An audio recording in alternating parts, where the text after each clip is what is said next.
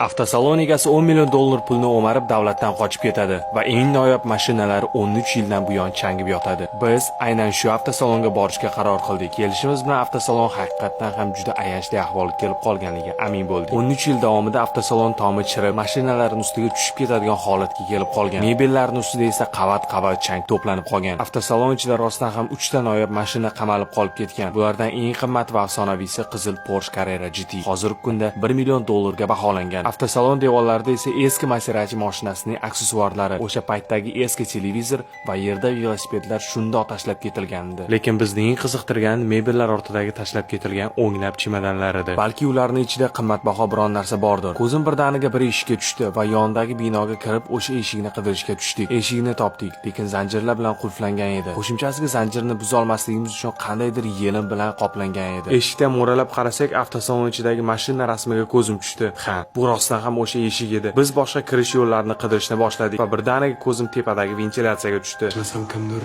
ventilyatsiya orqali kiradi. Lekin hozir topolmaymiz. Avtosalondagi oyoq kiyim izlari va mashina ustidagi qo'l izlari ko'p yillardan beri hech kim kirmaganiga o'xshamas edi. Biz bu yerga kechqurun hech kim yo'qligida qaytib kelishga qaror qildik. E'tiborimni tortgan chemodanlar ichida nima borligini bilishim shart. Davomini o'tkazib yubormaslik uchun obuna bo'lib qo'ying.